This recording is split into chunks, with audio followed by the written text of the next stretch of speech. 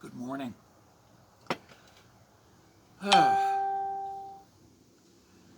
Today we're talking about something called the SJW, or Social Justice Warrior.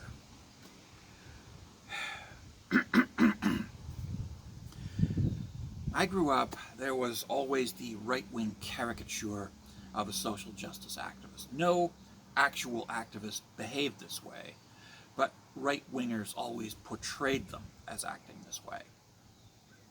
The ridiculous screaming of shrill slogans and the offering of no useful solutions.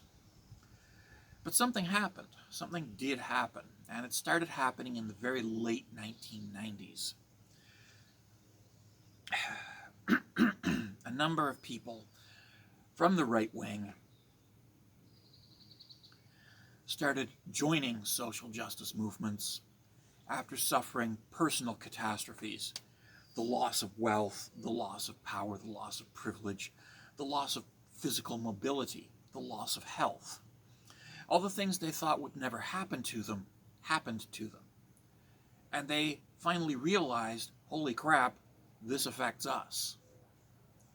Now, to be fair, these are the people who, when they saw somebody in a wheelchair trying to get into a building that had no wheelchair ramp, a public building, would mock, ridicule, or maybe call the police to have the, quote, freak removed.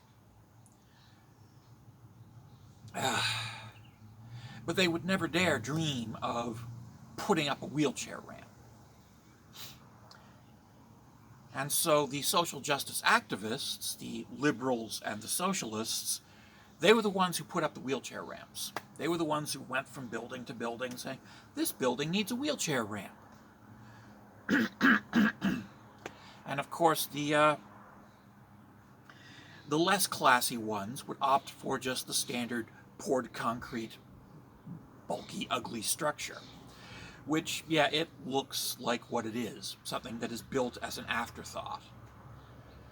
But the more educated social justice activists, they would actually consult with architects to have a wheelchair ramp designed to look like it was part of the original building. And this is something that liberals and socialists agreed upon. Liberals would then ask private business to fund the wheelchair ramp, while socialists would ask the government to fund the wheelchair ramp. And so you have this superficial difference, the funding of the wheelchair ramp. The liberals believe in private enterprise. Businessmen will fund this and finance this. Wealthy people from wealthy backgrounds will finance this because it is the right thing to do. Socialists promoted the idea that the government will fix this problem because it is the right thing to do, and they have the resources, and there's no need to impinge upon the private citizen. The government can finance this wheelchair ramp. And the conservative and the reactionary, again, would stand there, point and laugh. Ha ha, look at the freak in the wheelchair. Ha ha. Right up until they themselves suddenly found themselves in a wheelchair.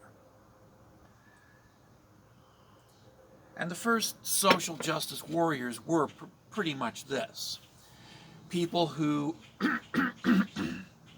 had previously enjoyed good health, who suddenly had their health yanked out from under them. People who had previously enjoyed privilege, who suddenly had their privilege yanked out from under them. People who had enjoyed power, but now had that power yanked out from under them. But they were always people who came from a background of conservative, reactionary thinking.